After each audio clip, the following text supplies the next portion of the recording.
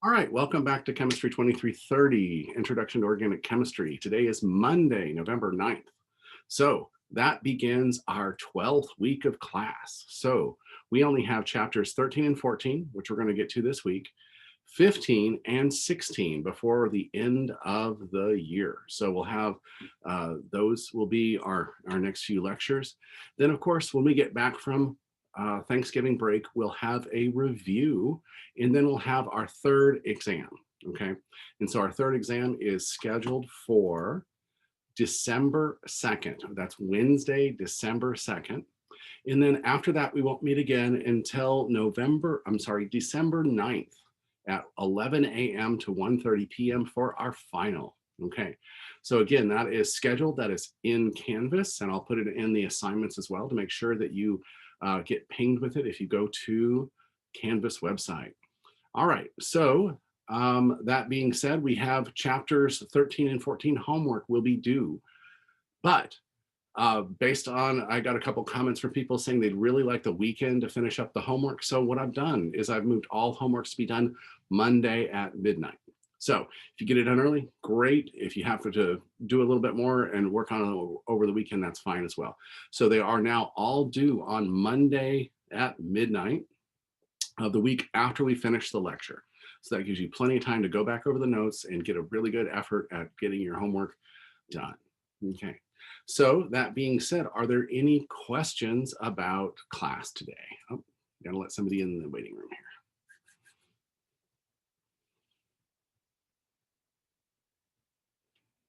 Okay, and as I said before, both the goal slides, you can find those on both Canvas and on Top Hat. And you can also find the full slides that are in the long videos that you can find on the other channel, the Introduction to Organic Chemistry, Poon and Brown. That is going to happen on, those are available there as well. Are we going to have any more activities? Right now, I don't think we have an activity scheduled here. We might have time for one and on the November 18th, but it doesn't look like it. So I think we're done for activities for the year. But I'll revisit that the week of November 16th, just in case. Let me mute my watch here. Okay. Will there be extra credit available? That's a very good question. Right now, the class average is right around 75. So unless something goes horribly wrong on the next exam, I would suggest that there would be not any extra credit available for this class. But we do have an exam and the final for the rest of it, and we do have 4 homework assignments. So make a strong finish for the end here. And remember, all exams and the final are curved to try to get the class to be nice and homogeneous and get as many people the grade they earned as possible. Okay. So what I'd like to do now is go ahead and continue on with chapter 13, which is carboxylic acids. So I'm going to go ahead and share my screen.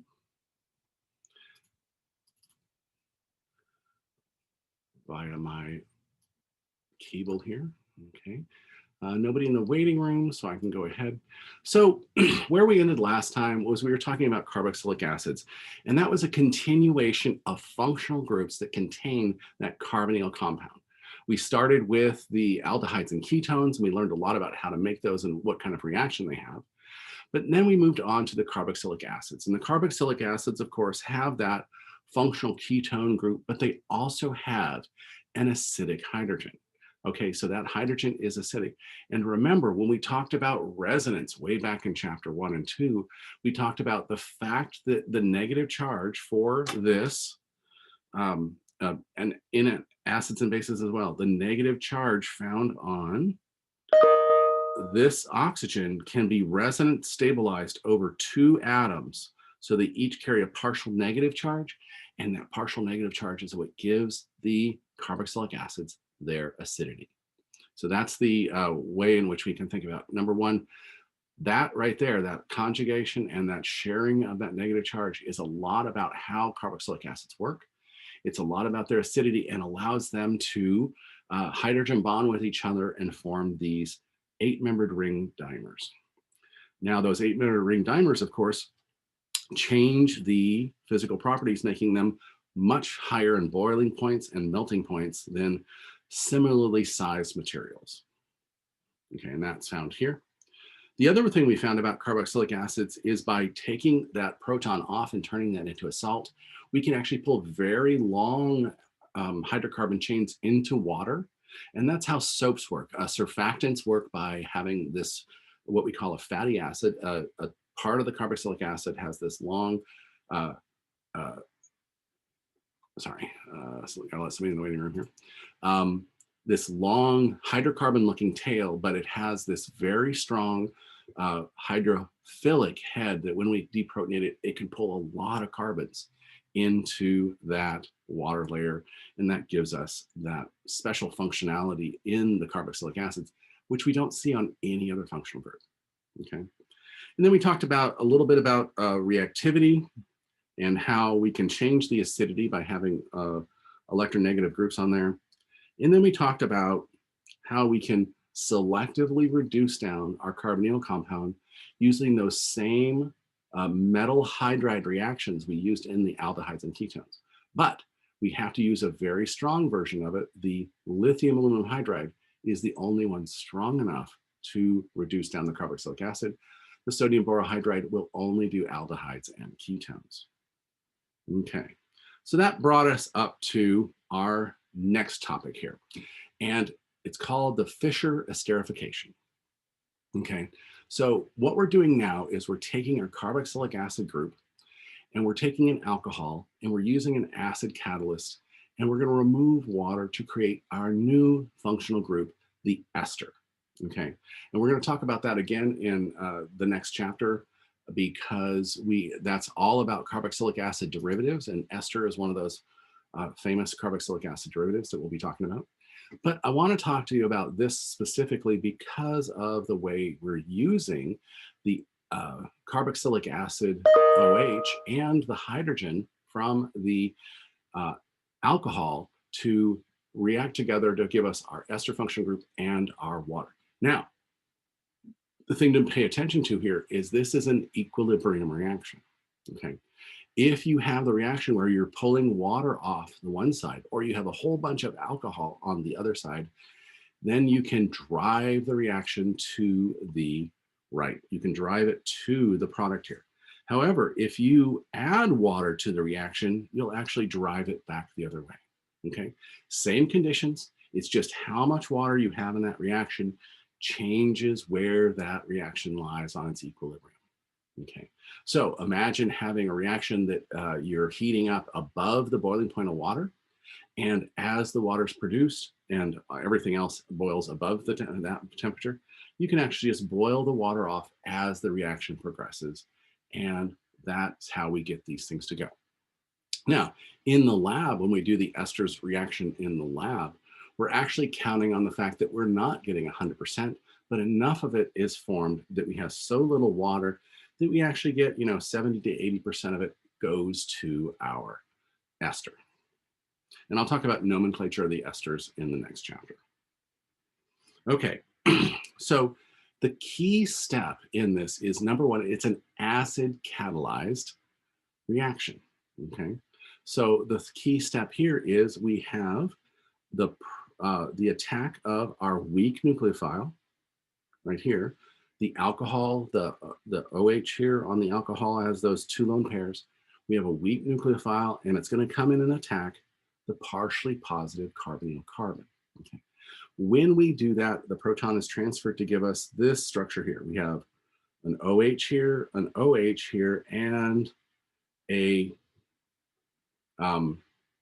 new carbon-oxygen-carbon bond, so it's an ether bond here. Okay, but that really isn't that stable, so if we moved this proton over to the other side and lost it, we would regain our carbonyl compound, and we would get to our new structure, our ester. Okay, so the OH of the carboxylic acid is the one that leaves, and only the hydrogen from the alcohol leaves. And we know this because the way the connectivity of the bonds. Okay, so questions on that? So this is the Fischer esterification, and this is acid catalyzed. We can make them in base catalyzed systems, and we'll talk about that in chapter 14. Okay, nobody in the room. Great. All right, so let's go and look at other carboxylic acid derivatives. So in our just general concept here is that we started with our carbonyls compounds here. And if we had a hydrogen or carbon here, we called them aldehydes and ketones, right? And the hydrogen and the carbon are about as electronegative as that carbon, so that creates a nonpolar bond and creates those kind of structures, okay? Everything else we're going to talk about now, the carboxylic acid and carboxylic acid derivatives, we're switching these atoms out for more electronegative atoms, okay? So when we're the first just making the carboxylic acid, we switched it out to an OH, okay? That oxygen is much more electronegative, making it a much more polar bond, making these very reactive in a number of different ways. But OH isn't the only thing we can replace that for. We just did it again with this ester. We replaced it with the O CH3. So we have another electronegative bond, but it doesn't have the acidic proton here. Okay, so we have generated something that has that electronegative atom, and it has certain reactivity associated with it. Are there other electronegative atoms that we can do this with? Actually, there are. Let's go to one of the really electronegative atoms and talk about chloride. We can replace that with chloride, and it becomes a carboxylic acid derivative. Okay. Now, this particular carboxylic acid derivative is called an acid chloride, okay? So it's a functional group that replaces that hydrogen or a carbon or an oxygen with chlorine. And that makes it very reactive. In fact, it's so reactive it reacts with water just spontaneously in air, okay? And the fact that it has that very polar bond is what drives its reactivity, okay? So again, replace the OH with a halogen right here, and we end up with our acid chloride. Now, you can technically make the acid fluoride, the acid iodide, and the acid bromide. However, those are not very synthetically useful. So most of the time we talk about acid halides, where it could be any of the halogens, but most of the time we talk about just the acid chlorides because they are the most synthetically useful. Okay, so, and we'll talk about nomenclature in the next chapter here, but this is just taking acetic acid, replacing it with chloride and calling it acetyl chloride. This would be benzoic acid, and we have oil chloride at the end. So this is a new carboxylic acid functional group that is even more reactive than the carboxylic acid itself by replacing it with a more electronegative atom. Okay. So why do we want, how can we make acid chlorides? Well, the best thing to do is remove that OH with a special reagent that we call thionyl chloride.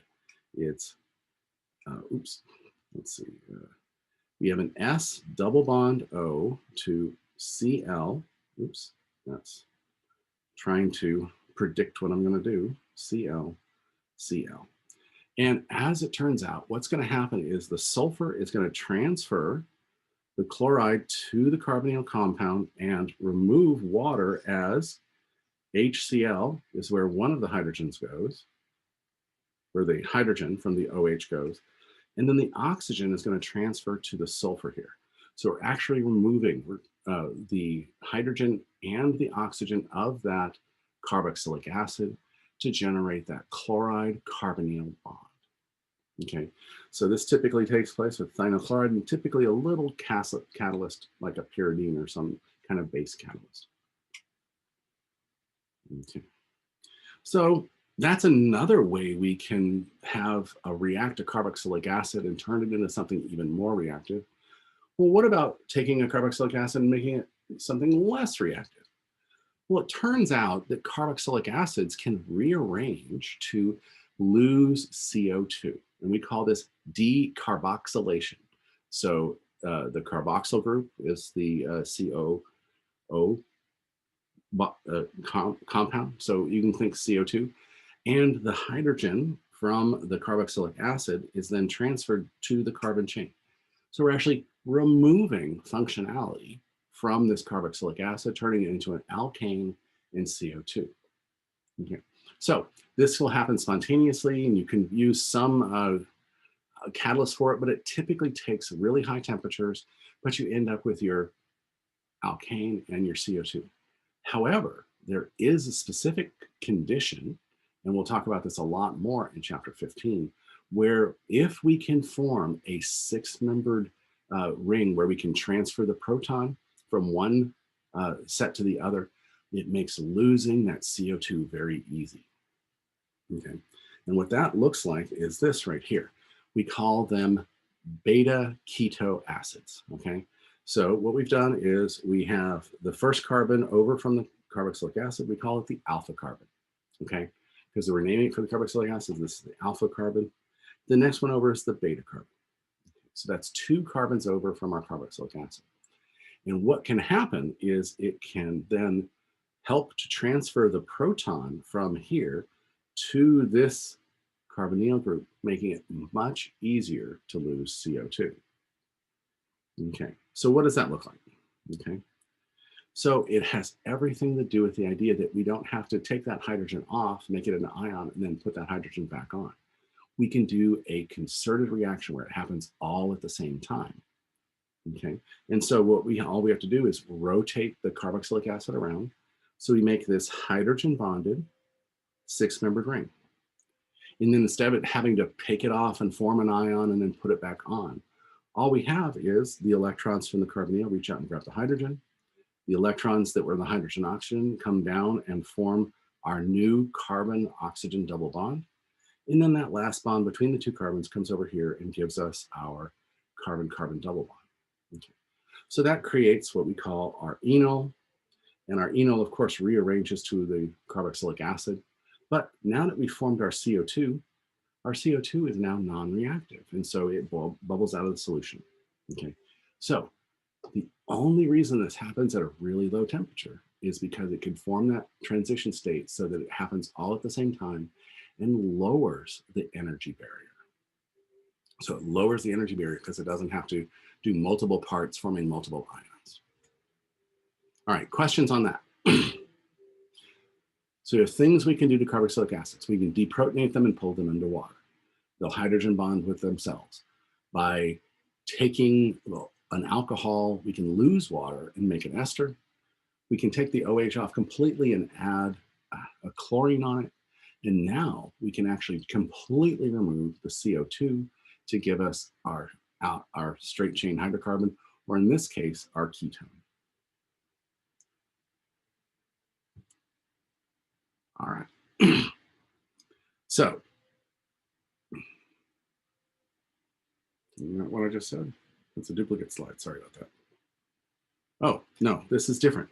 This will also work if we have a dicarboxylic acid where we have the correct number of carbon spacers. So, in the case of this, we have a malonic acid, or it's the 1,2,3 propane dioic acid. Okay. So we have it where we still have that carbonyl on that beta carbon, giving us our five-member transition state. However, once we get that five-member transition state, we still have this OH on here, which means it can rearrange to give us our carboxylic acid. So we generate not only one equivalent of CO2, but we generate a new equivalent of a monocarboxylic acid. So it works no matter what kind of ketone or what kind of carbonyl function you have here. As long as it's on that beta carbon, you can easily decarbonylate, remove CO2, and generate your next compound. In this case, a carboxylic acid. In the last case, it was a ketone. Excuse me. Okay, so that's another thing we can do with carboxylic acid. Okay, so let's kind of take that and try to figure out what the product would be if we were going to decarbonylate this thing. Okay, so first of all, we have to think, okay, is there a carbonyl on a beta carbon? So let's look at this one right here. And so this is our carboxylic acid right here, OH. So we'll do that there, which means this is our alpha carbon and this is our beta carbon, which means we do have a carbonyl on that beta carbon. So now we have a candidate for a decarbonylation. Okay. So now let's think about what our products are going to be.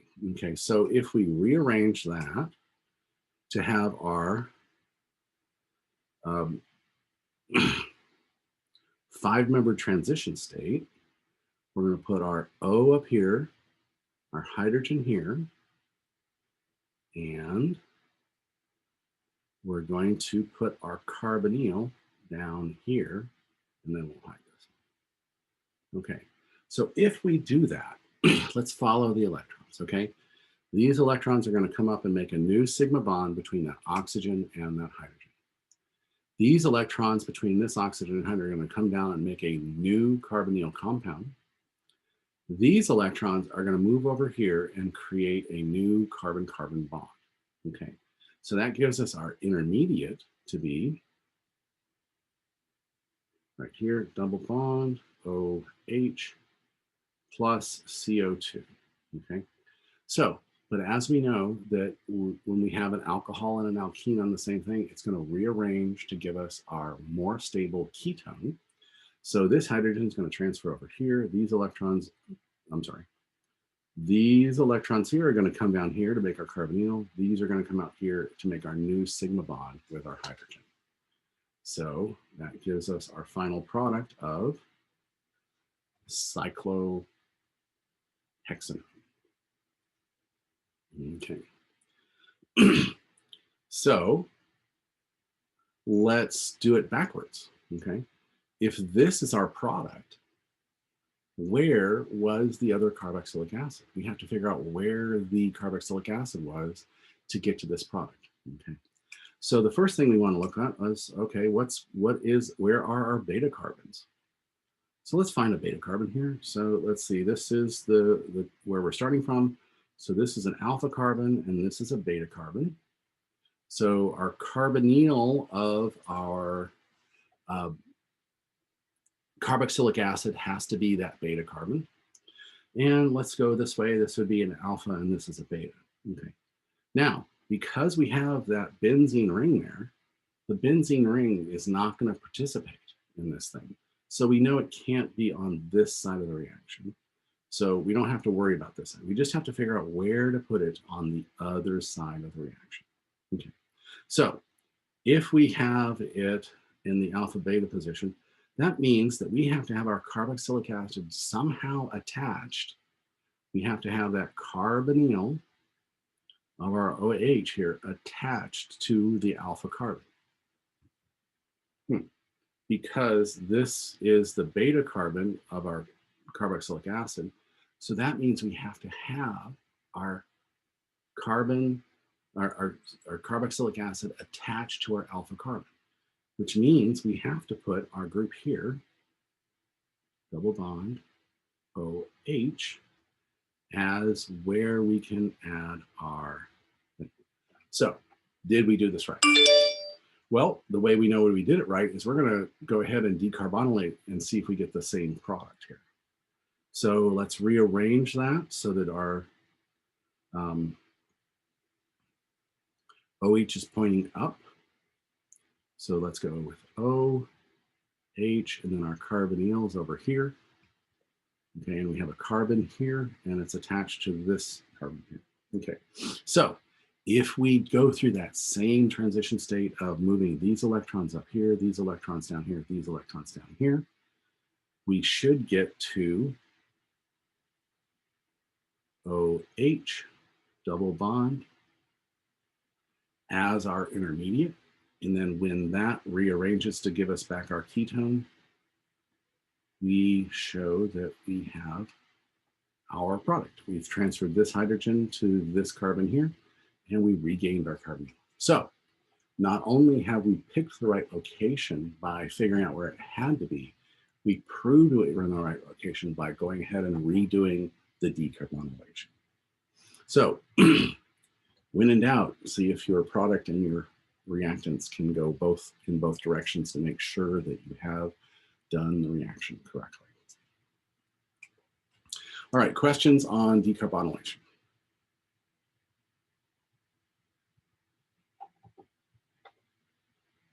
All right, well, if you have one, go ahead and type in the chat or go ahead and talk, it's fine. And so that ends our reactions of carboxylic acids, okay? So we have the fact that we can change their acidity, we have the certain types of reactions. Now we're gonna move on to chapter 14, which is functionalization or interchanging functional groups with using carboxylic acids. And that's here. Okay, so there's a chart. Let me see if I have it included on this one. No, I don't. I'm going to put it in here. There's a chart I have that shows you how you can interconvert all of these carboxylic acids to all the other carboxylic acids. Where is it? No, it's not there. All right, I'm going to put in, oh, there it is. Yeah, here we go. All right. So this is the most important part of this chapter. This shows you all the different interconversions of everything, okay? And this is on slide 35, okay? So on slide 35, it tells us the summation of this entire chapter. It says we can start from our carboxylic acid here, and this is the relative reactivity of that carboxylic acid. It's right here in the middle. Notice it's about the same as esters, okay? So this relative reactivity here. We can make it more reactive by turning it into the acid chloride, which is the most reactive of the same. And then we're gonna find a new functional group that's a little bit less reactive, but is more reactive than an ester. And then we're gonna switch over from oxygens and chlorines to nitrogen. And when we switch to nitrogen, we get another change in reactivity. And then we can finally hydrolyze that off and get it all the way back to the carboxylic acid. So knowing that we can go from the more reactive to the less reactive is more important. So you can take an acid chloride and make it any other derivative. You can take this functional group, which we'll talk about, and turn it into any other derivative that is less reactive. You cannot make the acid chloride from this. They don't go up, they only go into lower reactive species. And we can take our ester and turn it into this nitrogen derivative, and then we can protonate this carboxylic acid salt to give us our carboxylic acid.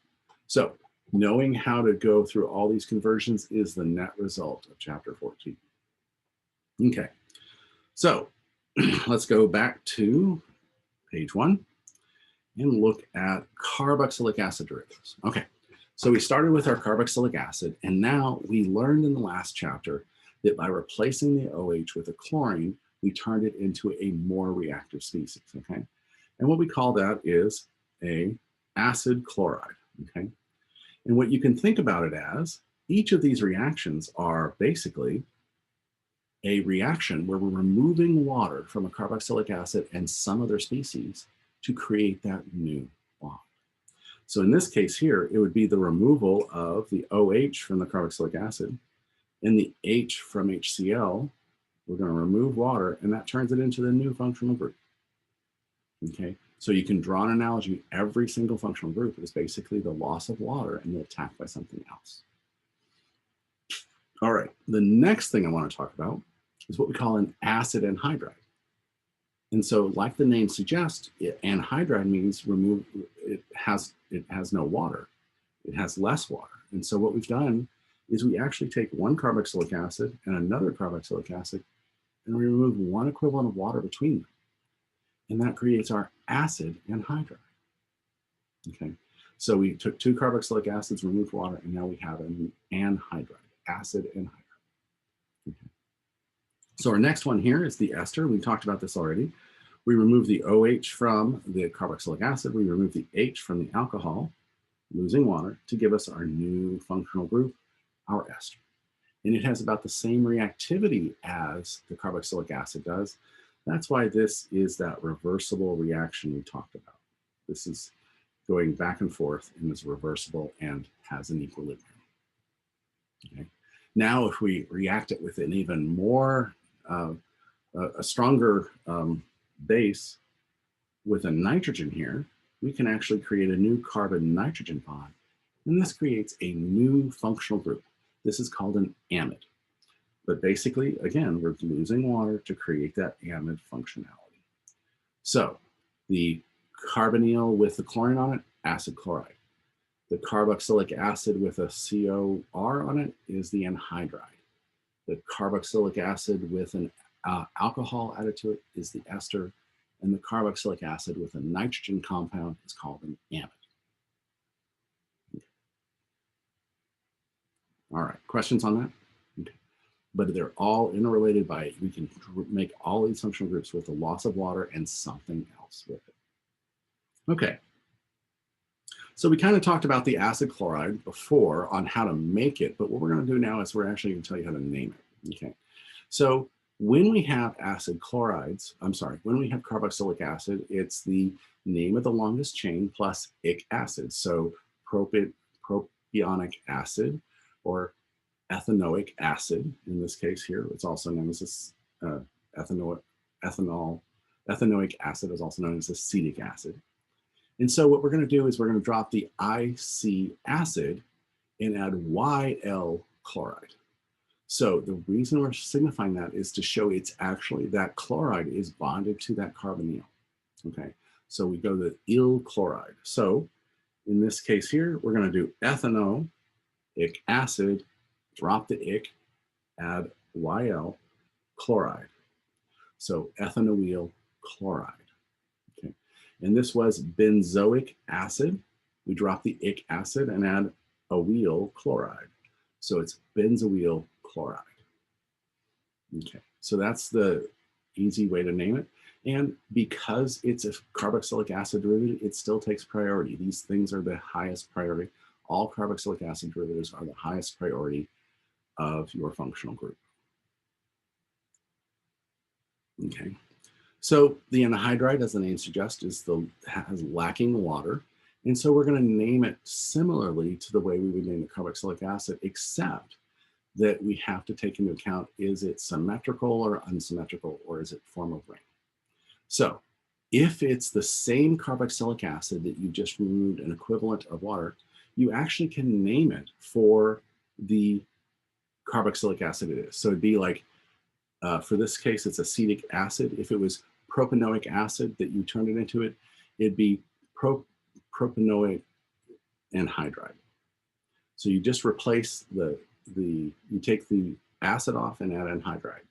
So propanoic anhydride or benzoic anhydride, if they're the symmetrical. If they're not symmetrical, you have to name the two different carboxylic acids used and name them in alphabetical order. For an example here, we have, this is the acetic acid right here.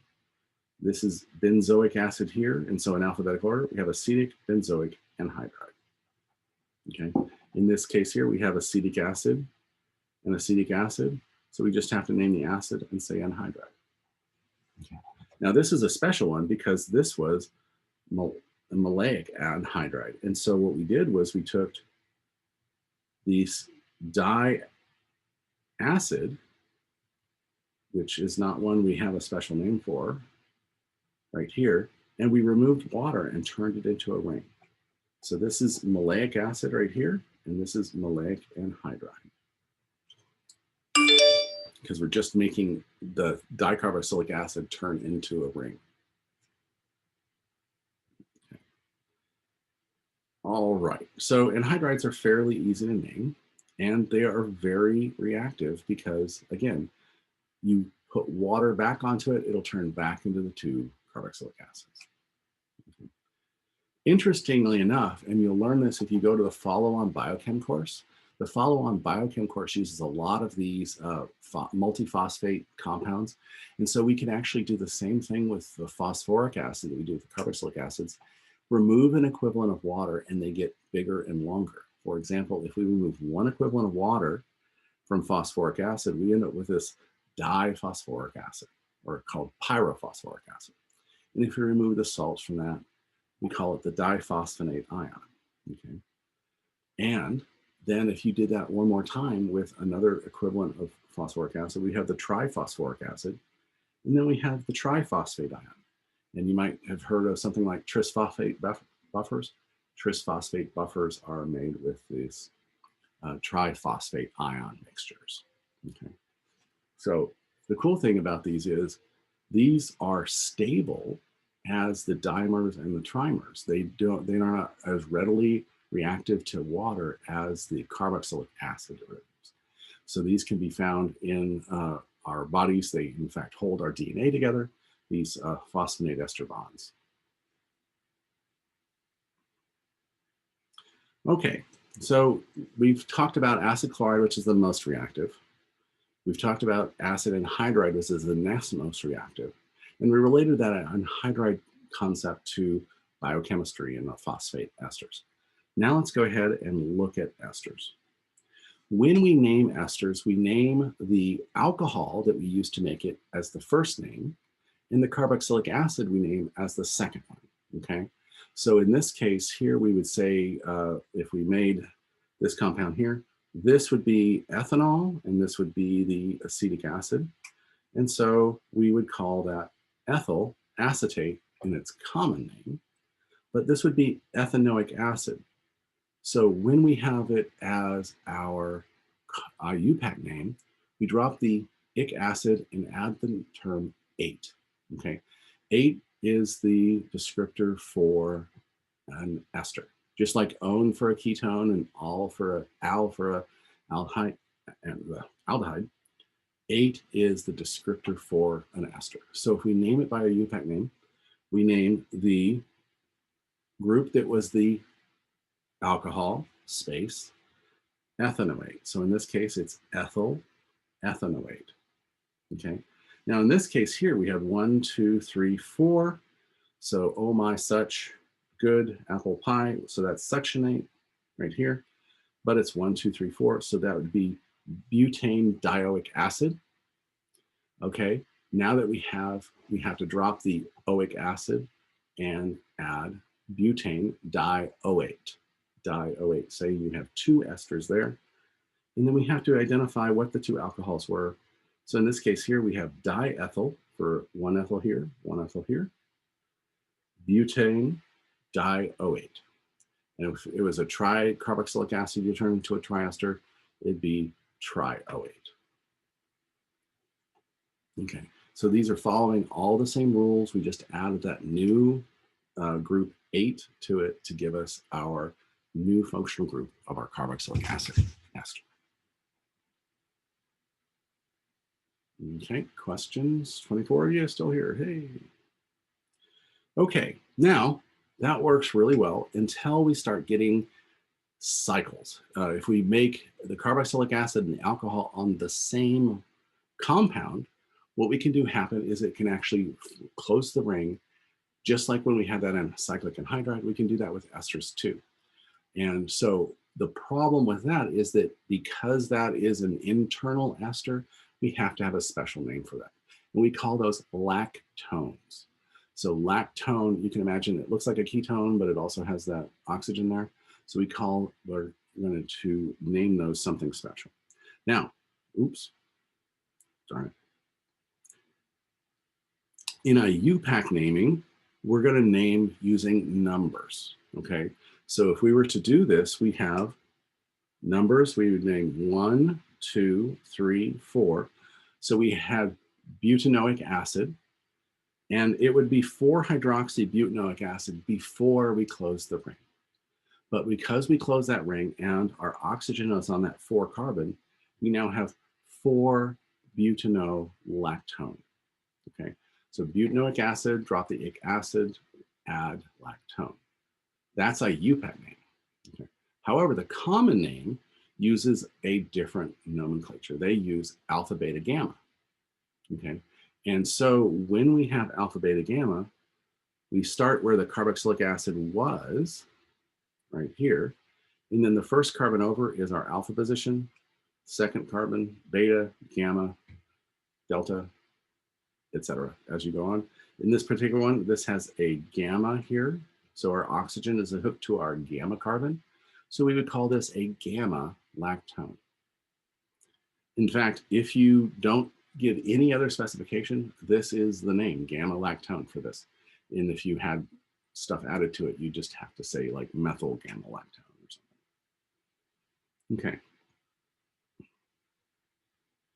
So we can also form esters of phosphoric acids. So either the monoacid or the multi-acids, we can form these phosphate esters with them.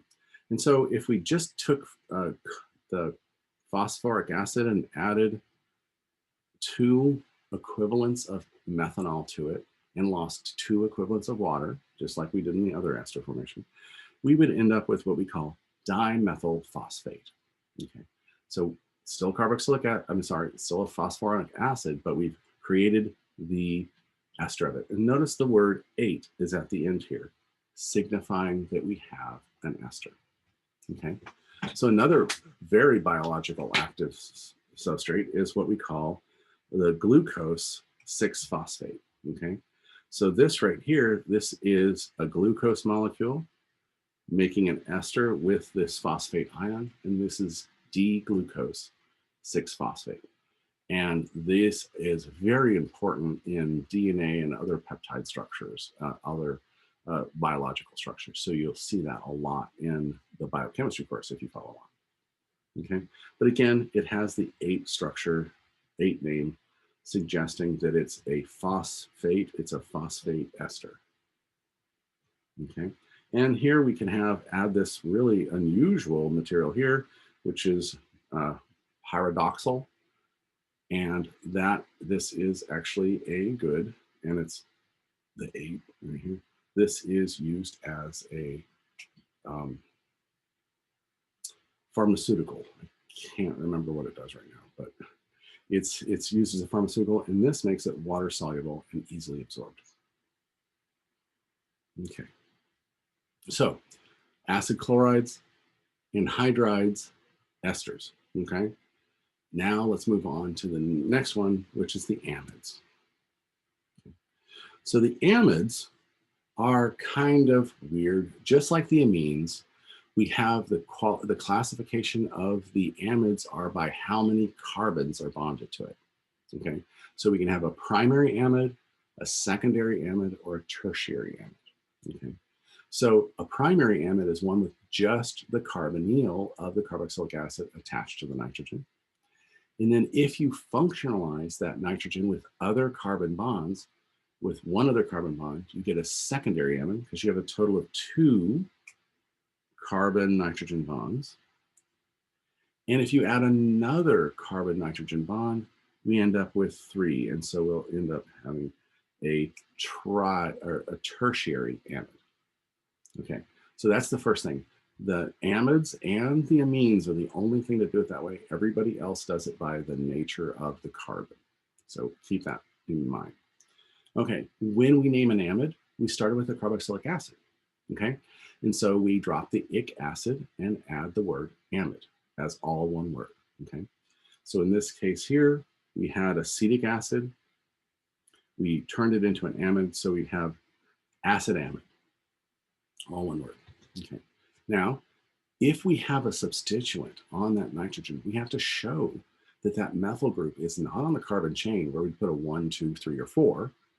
We have to show it's on the nitrogen by using the designator N to show that the substituent right behind that N is hooked to the nitrogen. So that's why we get the name of N-methyl. That tells us right away that we have a methyl group on that nitrogen. And then we have acetamide, which tells us that there's a nitrogen group attached to a carbonyl. Okay. So that gives us that. And we have an acidic proton here that can still react. Okay. Now, if we do that again, add another methyl group to it, we end up getting our N-dimethyl. And if they weren't the same, it'd be N-ethyl, N-methyl, alphabetical order, etc. And in this case, we're using formic acid, so it's formamide. And this is a very common solvent. This is one of our non-protic solvents that we use to do reactions that are not very soluble in other things. All right, so just like in the case of the esters, when we form a ring, we have a different name, okay? So in the case of the nitrogen, instead of being a lactone, like it having a ketone in the ring, we actually call them lactams, okay? So let's talk about how to name that lactam. So when you have a lactam, that means you had a carboxylic acid somewhere on your chain and you had amine somewhere else on your same molecule, and then you lost water and created your amide. So we start with that carboxylic acid name, drop the ic acid, and add lactam. So in this case here, we had our amine group was on the third carbon of a 1, 2, 3, 4 carbon chain. So we had butanoic acid. Okay, we had 3 amino butanoic acid before we close that ring. So let's draw that. OH, 1, 2, 3. Right here. And then we lost water, this OH and this hydrogen here to close the ring. And we have 1, 2, 3 butanolactam. So it's saying that the nitrogen and the carboxylic acid are on the same carbon chain. We've lost water and made an amide, a cyclic amide. Okay, just like with the esters, we have a nomenclature for the common ones, and we go just like before. We use the alpha, beta, gamma, delta, epsilon here. And so this is the alpha carbon, the beta carbon here. So we actually have a beta lactam because it's 2 carbons over from where the carboxylic acid was. In this case here, we are 1, 2, 3, 4, 5 carbons over from that, and we end up with an epsilon lactam. And if we were to name this by a UPEC method, it'd be 6-hexanolactam, meaning the nitrogen was on the carbon 6 of the extended open chain. Okay, so one of the really cool side effects of that are this is actually used to make nylon 6. And we'll talk about that in chapter 16. But basically what they do is they open that ring in the synthesis and make it into a long chain. And that turns it into something that is particularly useful. And it's in section 16.5. All right, so let's talk about some common things that we see these lactams in. There's an entire class of chemicals that is used as an antibiotic called penicillins. Now, it's originally naturally derived from bacteria, but they've been able to synthetically modify them to make them stronger or weaker and have less side effects. So here is a structural feature that's common to all penicillins, is this 4-membered ring lactam, okay? And then it's also fused to another ring with a sulfur in it. So let me pull that up here. So all the penicillins end up with this 4-membered ring right here. And so that is the functional portion of that system. And then the rest of this stuff right here, they can change it up to make it more or less soluble in water, more or less reactive to have fewer side effects for people. But the core of the system is this thing right here. And it has this beta lactam. Okay. So where else do we see these? We also see them in cephalosporins. Okay. In this class of antibiotics, instead of having a 5-membered ring here with a sulfur in it, it has a 6-membered ring. However, it still has the beta lactam as a major portion of the functional group. But we've expanded our 5-membered ring with sulfur in it to have a 6-membered ring with sulfur in it. And that changes the class of antibiotics slightly and has it work on different things. So see how we have this 5-membered ring here, and we've changed that out for a 6-membered ring in the cephalosporins.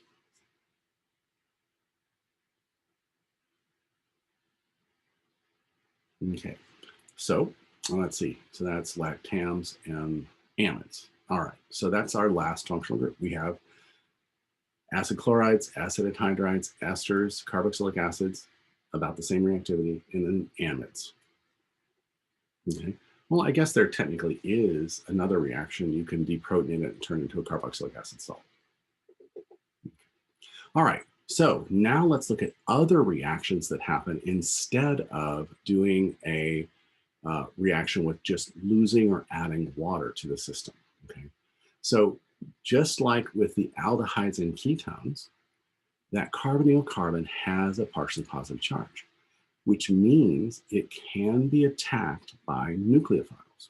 Okay, so, but what the product ends up as depends all on the other substituent. For example, if this is a good leaving group, you might be able to regenerate your carbonyl. If this is a bad leaving group, you're going to end up with a substitution product. I'm sorry, an addition product, like we got when we put a Grignard reagent onto a ketone. We always got that tertiary alcohol. So we have an addition product to the system. Okay, so we're going to look at what this group is here. And if we have a good enough leaving group, we're going to generate a substituted carbonyl compound, and we'll call this nucleophilic acyl substitution. Okay, so we have to have a nucleophile. We have to have a carbonyl carbon with something that was some kind of carboxylic acid derivative. And then we will regenerate the carbonyl at the end because of the nature of that leaving group, the nature of whatever that group was on that carboxylic acid derivative. So that means certain carboxylic acid derivatives are going to be very reactive toward nucleophilic acyl substitution. And as these things get stronger and stronger bases, or get to be worse and worse leaving groups, their reactivity should go down. All right, so let's start looking at that and comparing and contrasting. Okay, so the idea is the less basic the leaving group is, the easier it is to leave. We saw that before when we were doing other reactions like SN1, SN2 reactions. If it made a very strong base, it was a poor leaving group, okay? So in the case of something like HCl, I mean, if this was chlorine, HCl is a very strong acid, which makes it a weak base. Aha, chapter 2 is coming back. Weak base, okay? And we saw in our reactions with alkynes that if we have this negative charge here, that's a very strong base. We could actually deprotonate an alkyne here. Strong base, okay? So if this is a really strong base, that means it's going to be harder to make it leave. If it's harder to make it leave, it's more likely to do an addition product.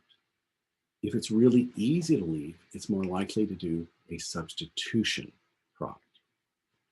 Okay, so let's look at those different functional groups and see why would we pick these particular things as leaving groups. Well, if you look at this, this would be the leaving group for an acid chloride. This would be the leaving group for an acid anhydride. This would be the leaving group for an ester.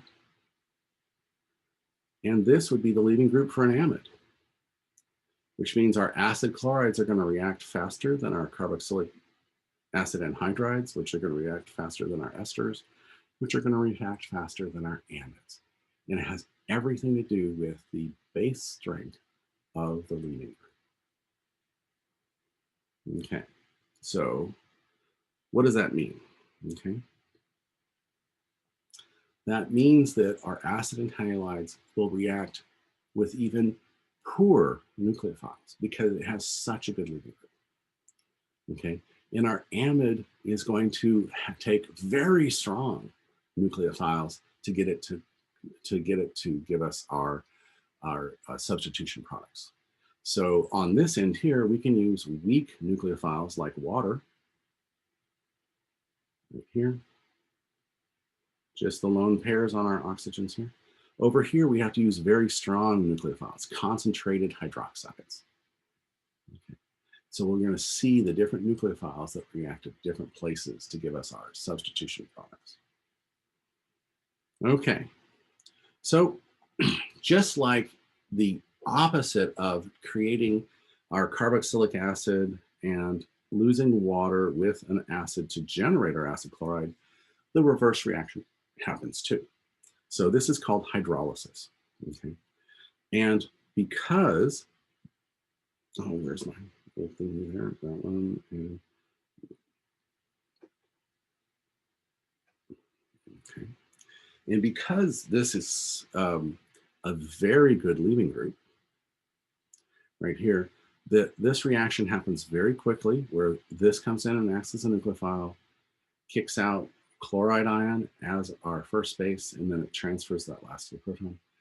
This happens very rapidly and creates a lot of heat to form our carboxylic acid and our water, or carboxylic acid and our HCl generation. Okay.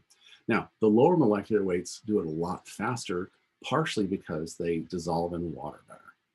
And the higher molecular weights act a little bit slower, but they are also less soluble in water. But that's not the only driving force. I can't believe that happened again. Okay, so do we see that acid chlorides hydrolyze to give our acyl substitution product of our carboxylic acid? Because the chloride ion is a very good leaving group because it's a very weak base. And our nucleophile in this case is just the water, which we know is a weak nucleophile, but it will react to form products. Okay, so let's look at that reverse reaction of making that acid anhydride too. And so now we have the possibility of having our water come in and react on one of the carbonyls or the other one, okay? Does it matter? No, because at the end of the reaction, we're going to end up with two carboxylic acids. We're going to consume the entire equivalent of water. OH is going to go onto one of the carbonyls. The H is going to go onto the other carboxylate leaving group. So if we look at that, what's going to happen is that our OH is going to come here and attack here. And then this is going to kick out as an acetate ion. Why is acetate ion a good leaving group? It can stabilize that negative charge over two atoms, okay? And it's the most acidic of our organic compounds, but it's not a very strong acid, meaning it's a stronger acid than some, and therefore it's a weaker base than others, and it makes it a good leaving group. So if it leaves as the acetate ion, right here, okay, it's going, and the OH comes in to over here, the remaining hydrogen is going to balance the charge on the leaving group, giving us two equivalents of our carboxylic acid, okay? And again, water is not a very good nucleophile, but this happens spontaneously at room temperature because it's a good enough nucleophile to react with these very good leaving groups. Okay. So the carboxylic, the low molecular weights tend to react faster than the higher molecular weight ones. Okay, so we've seen that the reverse reaction to get to the carboxylic acid generated one equivalent of HCl in the acid chlorides. But in this case, the entire molecule of water is consumed to just generate the two carboxylic acids in their protonated states, their acid forms. Okay, so now once we go to esters, we have a couple choices now. If we just added water to the system and tried to boil it without adding some kind of acid or base catalyst, it reacts very slowly because the carboxylic acid is about the same reactivity as the ester. So it might react a little bit, might react slowly, but then you have the comparison between OH, water as a leading group, and methanol as a leading group, and those are about the same acidity, which means they're about the same basicity. So to work, when we try to clip that ester functional group and turn it into the carboxylic acid and the alcohol, we typically use acid or base in the system. And when we use the acid-base system, it's the reverse of that ester, Fischer esterification right here. But the key step is forming that intermediate of the addition of water to that carbonyl group, and then that transfer of the proton. Okay, let's look at that mechanism a little bit more. Okay, so the first thing we need to do when we have our system here is we're actually going to protonate our carbonyl. Okay, what this does is this activates that carbonyl carbon to make it easier for that poor nucleophile to come in and attack. Okay, so in any acid catalyzed systems, we typically end up protonating something to make it a better leaving group or more reactive. So we're going to protonate that first and give us this intermediate. The next thing that's going to happen is that once we have that water come in and act as a nucleophile, we're going to get this intermediate here. Now we have a charged species as our intermediate. Okay. So if we use the electrons of this alcohol group to help remove the proton from here, generating a neutrally charged OH group and a positively charged alcohol group, then that makes that a good leaving group.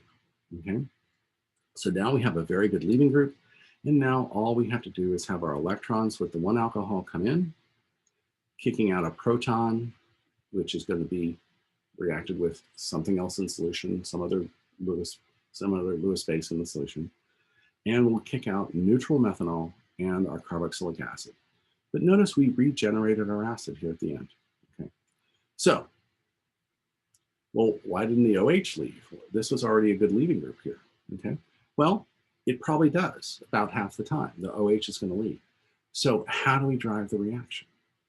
We have to add an excess of water in the reaction, which means we're going to get more attacks right here. And the more times that this leaves, we're going to have a very small amount of that alcohol in solution, but a whole bunch of water in the solution. So even though every single step in this reaction is reversible, the fact that you will actually, toward the end of the reaction, have very little ester left, and most of it is going to be the carboxylic acid and the alcohol in the sea of water. So the dilution, having the water as your solvent here, is a really good driving force for driving it to the final products. Will you ever get 100% of the ester clipped off this way? Probably not. But you will definitely shift your equilibrium to the product side. Okay. All right, still have 20 minutes, great. All right, so that is acid catalyzed hydrolysis of an ester, okay? If we use base to hydrolyze an ester, it's actually not catalyzed. We have to use an entire equivalent of base to do this. So we actually call this hydrolysis, we call it a saponification. Okay, we have to use one whole equivalent of the base to get it to go, and I'll show you why. Now, let me talk about the name saponification. Saponification actually comes from the use of taking animal fat and adding lye ash, which is a special kind of ash in things. And what that does is that clips off the esters in animal fat to give you the carboxylic acid salts and the alcohol that it's attached to. And that process was called saponification. And so it's still used for this base hydrolysis of esters. So let's see. So the net equation is we have a new strong nucleophile in the fact of our hydroxide here. It's going to come in and displace our alcohol group, but then because it's in that basic state, it's going to stay deprotonated. So we're going to have a carboxylic acid salt at the end of the reaction. That's where the base is consumed. Until you acidify that solution, you do not have that free carboxylic acid, and therefore it stops. So this is what we call a base promoted, not base catalyzed reaction. Okay, so let's look at the mechanism of this. So because we now don't have a weak nucleophile in the like water, we actually have a strong nucleophile. We get immediately to our attack with our nucleophile charge attacking the carbonyl carbon, because that's the most positive center, giving us our tetrahedral intermediate. Okay. So two things can happen here. we can have the electrons kick in and kick out the ester, or kick in and kick out the water, okay? So either one can happen, okay? So what happens if it kicks in and kicks out the OH? It regenerates hydroxide ion and it regenerates the ester. But what if it goes back and does it again? And in this time, instead, the electrons kick in here and it kicks out to give you the methoxide as your product here, okay?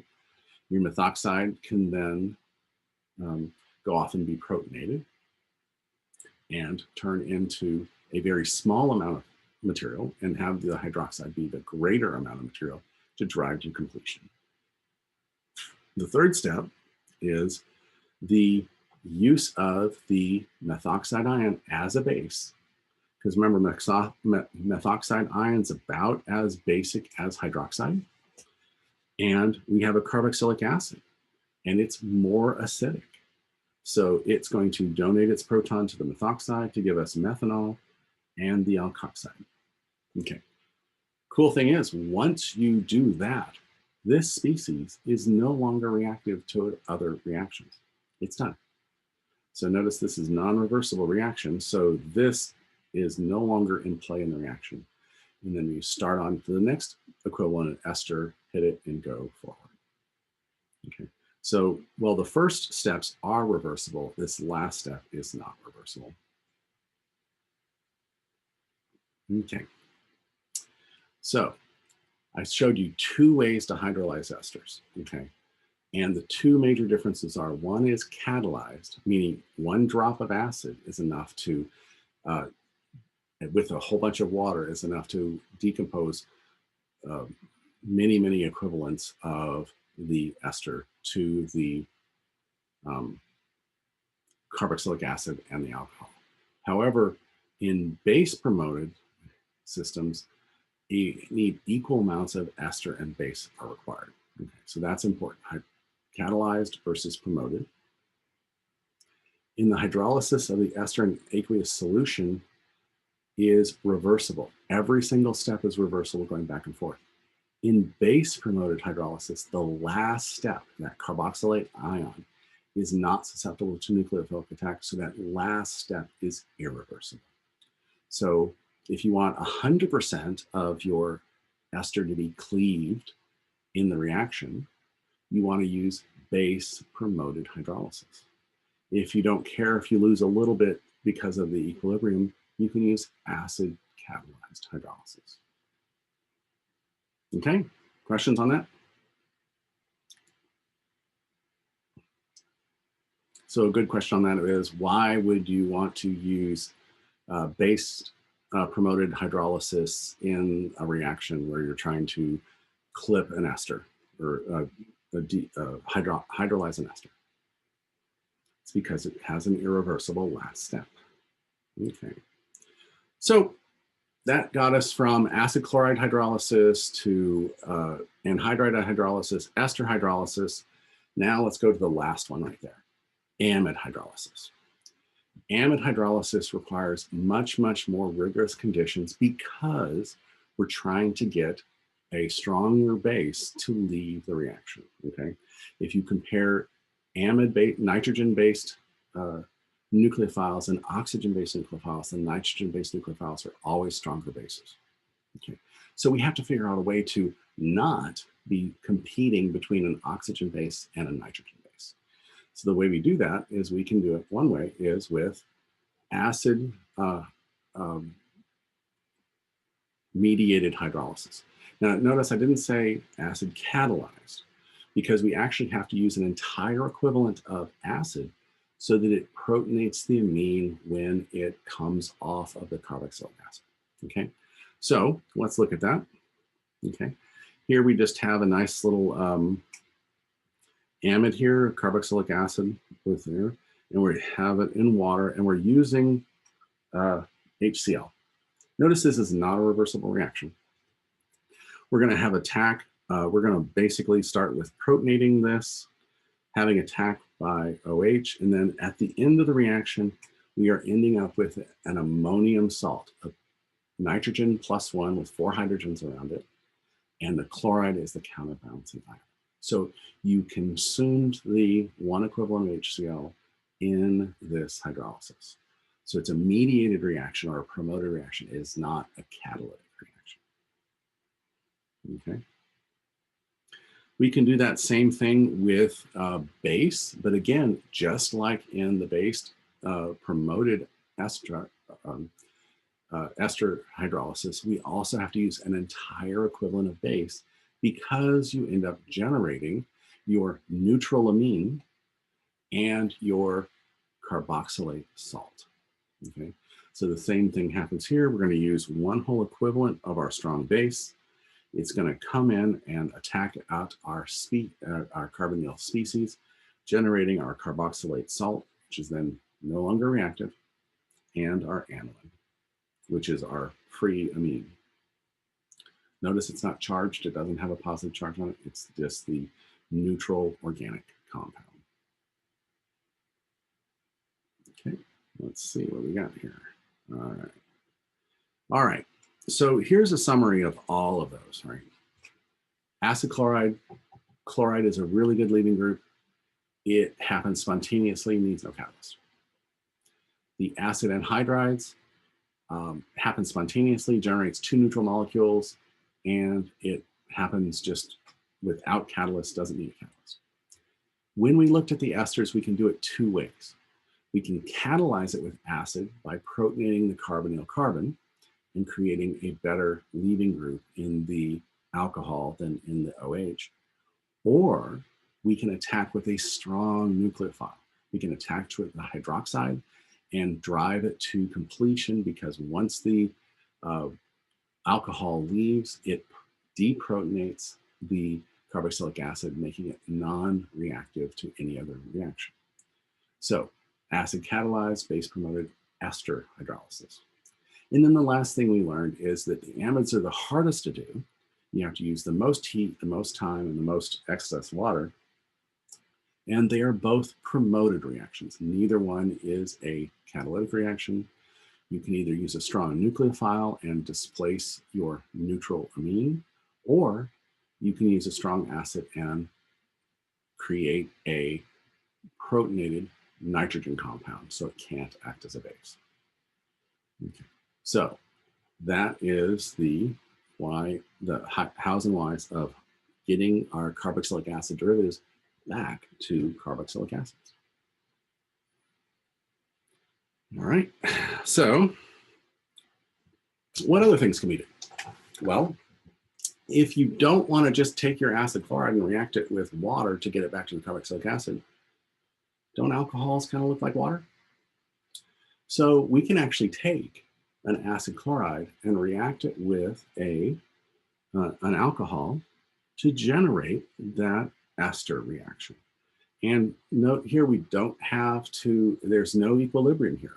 It's a one-way reaction generating HCl and our final product. So unlike the acid catalyzed esterification, which has equilibrium steps, there's no equilibrium here. It drives to completion. Okay. So we can do that same reaction with acid anhydrides because they are reactive toward water. Again, replace water with our alcohol here. And the proton from the alcohol gets transferred to one of the carboxylic acids in the anhydride. And the alcohol gets transferred to the other one. So we end up generating one equivalent of the carboxylic acid ester, but we also generate one equivalent of the carboxylic acid. And if you have an unsymmetrical acid, you cannot pick one over the other. It's just going to react with whichever one that's going to see first. Okay. So an example of using this for our pharmaceutical purposes is we can take this hydroxy benzoic acid here, also known as salicylic acid. It's extracted from the bark of the willow tree. And you can take acetic anhydride, which is taking a simple acetic acid and losing water. And you can create acetylsalicylic acid, which is also known as aspirin. which is one of the first, I think, massively produced pharmaceuticals ever made. And then it creates an equivalent of acetic acid that you can then use for other reactions. So acetylsalicylic acid is a straightforward reaction with our alcohol portion of our carboxylic acid material and our aldehyde. Our anhydride here. Notice that this is still the carboxylic acid. It's not reactive enough. The alcohol is much more reactive to the carboxylic acid and would make some kind of mixed anhydride, and it doesn't happen. So, okay, so we're using acid anhydrides with alcohols, and notice both of these reactions are irreversible. They drive to one equivalent carboxylic acid, one equivalent of ester. Okay, let's see, I think I have time for one more. Okay, so when we had that acid catalyzed esterification reaction, it was in equilibrium. Every single step was in equilibrium, right? Which means that if every step was in equilibrium, there's always some going back and forth between the alcohol and the carboxylic acid. So we can take that constant dynamic exchange and use it to our advantage. Okay, so what we can do is we can take a one ester we have, and we can convert it to a different ester just by an acid catalyzed what we call a transesterification. We're switching out one alcohol for another alcohol to get a new ester. Okay, so this is typically acid catalyzed, but it is reversible, and you'll end up generating your new ester and the alcohol that was already on your carboxylic acid. Now, if it's reversible, where's the advantage?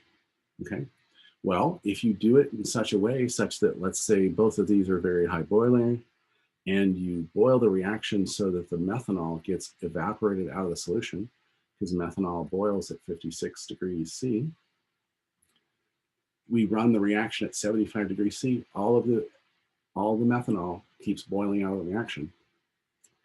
That changes the equilibrium, and it shifts to making our new ester as our product. Okay, so there are actually two ways to help us drive that reaction. The first way is to remove the one alcohol, hopefully the lower boiling one. The other way to do it is add an excess of the other alcohol. So if you have a whole bunch of the other alcohol and it's really cheap, you could just use a big excess and drive it mostly to the product you want, and you'll still have a little bit remaining. But to really drive it to completion, the best bet is to boil the lower boiling alcohol out of the reaction to drive it to completion. Okay, so that is the reaction, the transesterification reaction. I'm going to wait off and do the next set of reactions and next week. On Wednesday. So anybody have any questions about this or this topic? All right, I'm going to stop recording and then go ahead and you can freely ask your questions off camera. Stop recording.